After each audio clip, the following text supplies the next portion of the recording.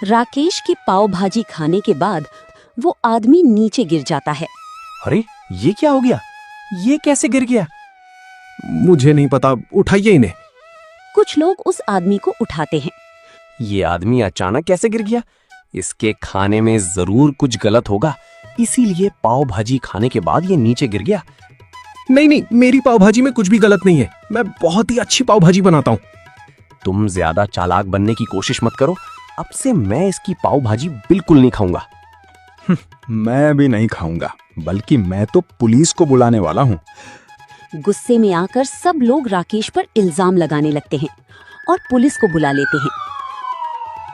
बता, क्या मिलाया था तूने कि तेरी पाव भाजी खाने के बाद ये आदमी गिर गया? मैंने कुछ भी नहीं मिलाया था। मैंने तो इन्हें पाव भाजी दी थी और जैसे सबको दे रहा हूँ वैसे इन्हें भी दी थी। लेकिन तेरी पाव भाजी में जरूर कुछ गड़बड़ होगी, जिसकी वजह से इन्हें चक्कर आ गए और ये गिर पड़े। मैं सच कह रहा हूँ साहब, मैंने कुछ भी नहीं मिलाया था। अगर आप चाहें तो मेरी पाव भाजी खाकर देख लीजिए। सिर्फ मैं ही नहीं, यहाँ कोई भी तेरी पाव भाजी नहीं खाएगा। चल पुलिस स्टेशन। पुलिस वाला राकेश को पुलिस स्टेशन ले जाता है, जहां राकेश पुलिस वाले को समझाने की बहुत कोशिश करता है। मेरी बात सुनिए साहब, मैं ऐसा क्यों करूंगा? हो सकता है कि मेरी पाव भाजी खाने से पहले उन्होंने कुछ और खाया हो, जिसकी वजह से उन्हें चक्कर आ गए। जो भी हो, अब तू पाव भाजी नहीं बेचेगा, क्योंकि तेरी पाव भाजी खाने के बाद उसके साथ जो हुआ है, मैं नहीं चाहता कि किसी और के साथ भी ऐसा हो। साहब, आप मुझे कब तक ऐसे बंद करके रखेंगे? चुपचाप अंदर पड़ा रहे। बेचारा राकेश जेल में पड़ा रहता है। उसे समझ नहीं आता कि उसके साथ ऐसा क्यों हुआ। और अब सब लोग राकेश की जगह गजाधर के यहाँ पाव भाजी खाने लगते हैं।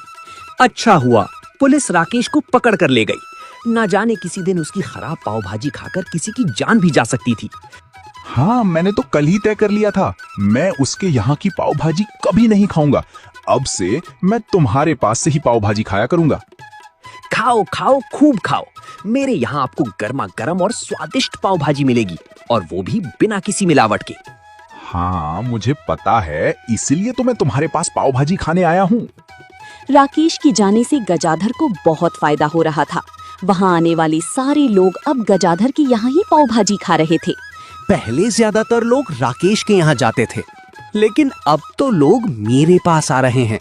जब तक राकेश पुलिस स्टेशन से बाहर आएगा और अपना ठेला लगाएगा, तब तक लोग मेरी पाव भाजी के आदी हो चुके होंगे। और वैसे भी तब तक मैं लोगों के कानों में राकेश के खिलाफ इतनी बुराई भर दूंगा कि लोग उसके ठेले पर जाना ही बंद कर देंगे। गजाधर अपनी चालाकी पर बहुत खुश था और राकेश अपनी जिंदगी से बहुत दुखी था।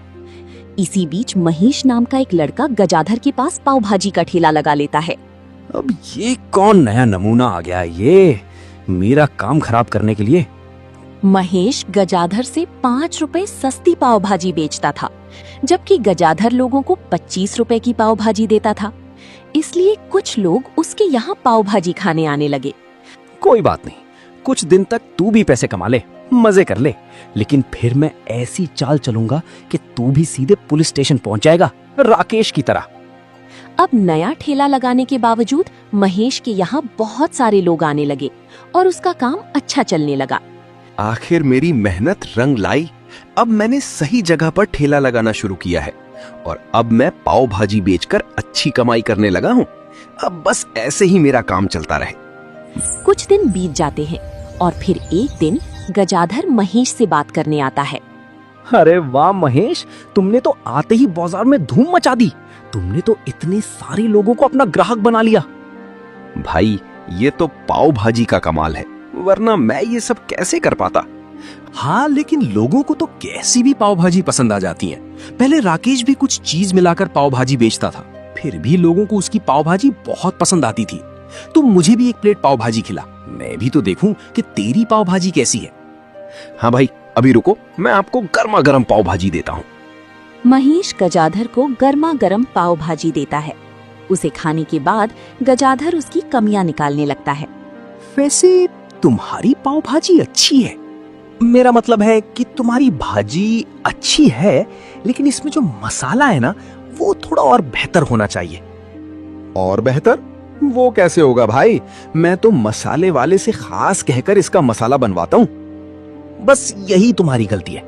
तुम्हें मसाला ऐसे इंसान से लेना चाहिए जिसे पाव भाजी का मसाला बनाना आता हो, जैसे कि मुझसे। अगर तुम चाहो तो मैं तुम्हें पाव भाजी के लिए सबसे अच्छा मसाला दूंगा। ठीक है भाई, कल से आप मुझे 1 डिब्बा मसाला दे दिया करना, मैं उसी समय आपको पैसे दे दूंगा। अरे पैसे की क्या बात है? हम दोनों तो एक ही बाजार में काम करते हैं, पैसे कभी भी दे देना। ठीक है भाई। अब गजाधर बहुत खुश था कि महेश उसके जाल में फंस गया। मैं तो यही चाहता था। अब कुछ दिन तक मैं महेश को अच्छा मसाला दूंगा और जब इसे भरोसा हो जाएगा तब मैं इसे मिलावटी मसाला दूंगा। बस 10-15 दिनों तक ये अपनी पाव भाजी यहाँ बेच ले, उसके बाद लोग इसे यहाँ से भगा ही देंगे। गजाधर घर जाकर मसाला बनाता है और अगले दिन उसे महेश को दे देता है। ये लो महेश, तुमने मुझसे मसाला मांगा था ना, मैंने तुम्हारे लिए खास मसाला बनाया है। तुम इसी मसाले का इस्तेमाल करके पाव भाजी बेचना, फिर लोग तुम्हारी बहुत तारीफ करेंगे। ठीक है भाई, ये लीजिए आपके पैसे। पैसे आराम से देना, अभी देने की कोई जरूरत नहीं है। अब महेश गजाधर के दिए हुए मसाले का इस्तेमाल करके पाव भाजी बनाता है और लोग उसकी पाव भाजी की बहुत तारीफ करते हैं। महेश, आज तुम्हारी पाव भाजी का स्वाद कुछ अलग है और अच्छा भी। आज मैंने इसमें खास मसाला डाला है। तभी मैं सोचूं तुम्हारी पाव भाजी आज ज्यादा स्वादिष्ट कैसे लग रही है। अब तुम्हें ऐसी स्वादिष्ट पाव भाजी हर दिन मिलेगी। अब महेश के यहाँ भीड़ धीरे धीरे बढ़ने लगती है और महेश को लगता है कि उसका काम बन गया। अब मुझे चिंता करने की कोई जरूरत नहीं है।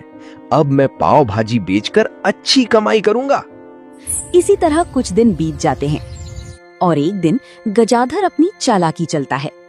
बहुत दिन हो गए हैं इस महेश को बढ़िया पाव भाजी बेचते हुए। अब मैं इसे कल मिलावटी मसाला दूंगा, फिर मैं देखता हूँ कि ये यहाँ कैसे पाव भाजी बेचता है।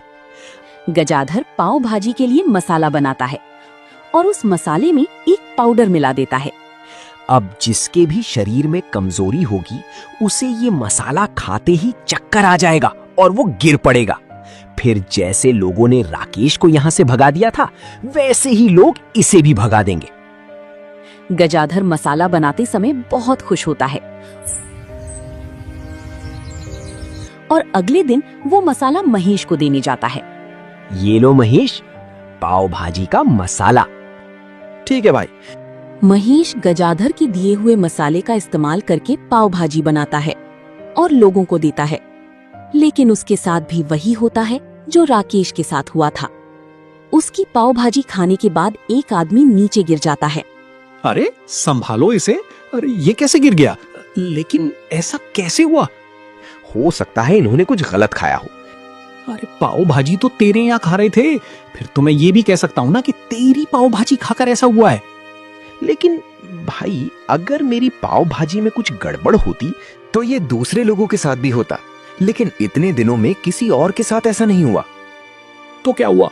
जैसे जैसे दुकान चलने लगती है, इंसान के अंदर लालच बढ़ने लगता है। तूने भी राकेश की तरह पाव भाजी में कुछ मिलाना शुरू कर दिया होगा और ये बात तो पुलिस पता करेगी कि तूने इसमें क्या मिलाया है। लोग महेश की बात नहीं सुनते और तुरंत पुलिस को बुला लेते हैं। क्या हुआ बता? इस लड़के की पाव भाजी खाने के बाद एक आदमी गिर गया। ये कहता है कि उसे चक्कर आ गया। ये लड़के पाव भाजी में कुछ भी मिला सकते हैं। तू इसमें क्या मिलाता है? साहब, कुछ नहीं मिलाता मैं। हो सकता है इन्होंने यहाँ आने से पहले कुछ खा लिया हो, जिसकी वजह से इन्हें चक्कर आ गया हो। वैसे आप इन्हें खुद ही देख लीजिए, ये कितने कमजोर हैं, चक्कर तो आएंगे ही ना। पता नहीं तू लोगों को क्या क्या खिला रहा है पाव भाजी के नाम पर। चल, तुझे पुलिस स्टेशन में ठीक करूंगा मैं। पुलिस वाला महेश की बिल्कुल भी नहीं सुनता और उसे ले जाकर जेल में बंद कर देता है, जहां राकेश पहले से ही बंद था। क्या कर रहे हैं साहब?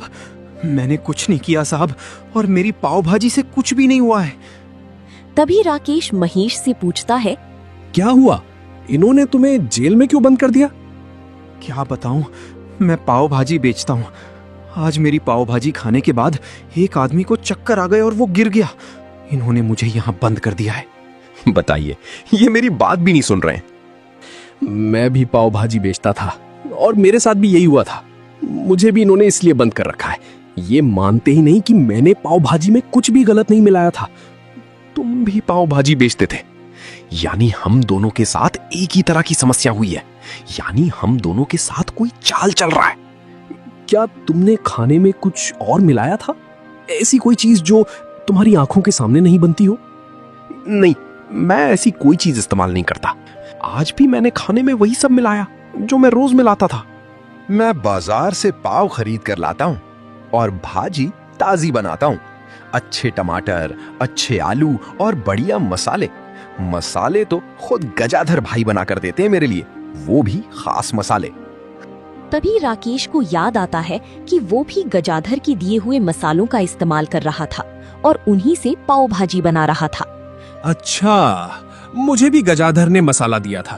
करीब 10 दिन तक मैंने उसी के मसाले से पाव भाजी बनाई थी। उससे पहले मैं अपने बनाए मसाले इस्तेमाल करता था, तब मुझे कभी कोई परेशानी नहीं हुई थी।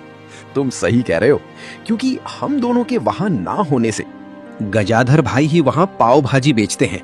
अब उन्हें बहुत ज्यादा फायदा होगा, इसलिए उन्होंने मसाले में मिलावट करके हमारे साथ चाल चली है।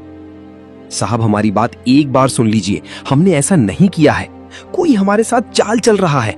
मुझे लगता है कि वो जो गजाधर भाई है ना, जो वहां पाव भाजी बेचते हैं, उनके दिए हुए मसाले में ही कुछ मिला होगा। अच्छा, अब तुम गजाधर पर आरोप लगाने लगे, लेकिन वो तो बहुत मेहनती है। साहब, अगर हम गलत करते तो कोई एक गलत करता। हम दोनों से एक जैसी गलती कैसे हो सकती है? तुम क्या कहना चाहते हो? क्या करूं मैं? हम जो मसाले पाव भाजी में इस्तेमाल करते हैं, आप बस उसकी जांच करवा लीजिए। और मेरे मसालों की भी। दरअसल वो दोनों मसाले हमें गजाधर भाई ने ही दिए थे। ठीक है। पुलिस वाला महेश और राकेश के ठीली से मिली हुए मसालों की जांच करवाता है और दोनों के मसालों में एक ही जैसी दवा मिलती है। तुम दोनों सही कह रहे हो। तुम दोनों के मसालों में एक ही तरह की दवा मिली हुई है। और वो मसाला हमें गजाधर भाई ने दिया है साहब। ठीक है, चलो।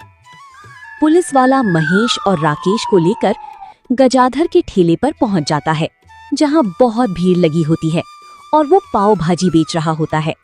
साहब, पाव भाजी खाएंगे आप?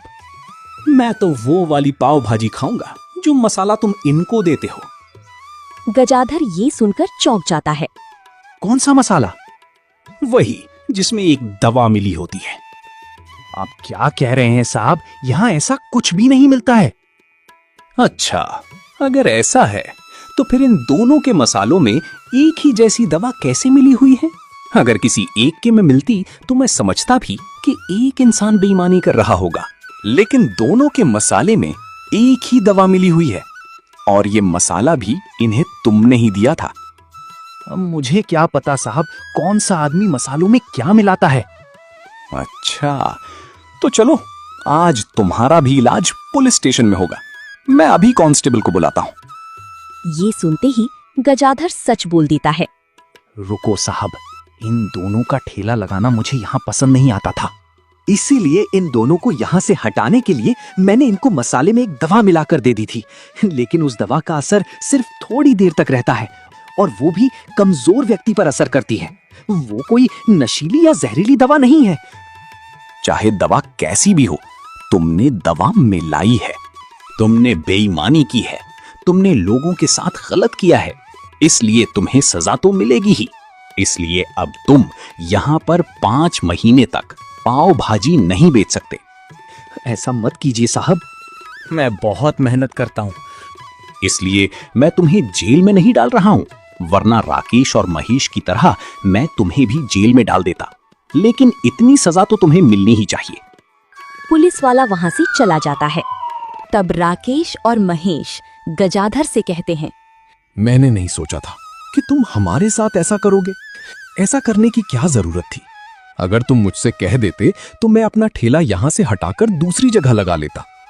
हाँ भाई, मैं भी कहीं और ठेला लगा लेता। मुझे तो कुछ ही दिन हुए थे ना, लेकिन तुमने मेरे साथ ऐसा कर दिया। मुझे माफ कर दो, मैंने तुम दोनों के साथ गलत किया और उसकी सजा भी मुझे मिल गई। अब मैं 5 महीने तक अपना ठेला नहीं लगा पाऊंगा। जो भी हो, मैं अब तुमसे कभी बात नहीं करूंगा और ना ही तुम्हारी कोई मदद करूंगा। अब राकेश और महेश मिलकर वहां पर अपना पाव भाजी का ठेला लगा लेते हैं, जबकि गजाधर वहां ठेला नहीं लगा पाता। कितनी अच्छी कमाई होती थी मेरी, इतनी सारी प्लेट पाव भाजी बिक जाती थी। ना जाने क्या पड़ी थी मुझे, मेरे दिमाग में क्या हो गया था जो मैंने ऐसा कर दिया। अब मैं ऐसा कभी नहीं करूंगा। तो दोस्तों, आपको ये हमारी कहानी कैसी लगी हमें कमेंट बॉक्स में जरूर बताइए, और अगर आपको हमारी कहानी अच्छी लगी तो अपने दोस्तों के साथ जरूर शेयर करें। और हाँ, अगर आप हमारे चैनल पर नए हैं तो सब्सक्राइब करना मत भूलिएगा, ताकि आपको हमारी ऐसी नई नई कहानियां मिलती रहें।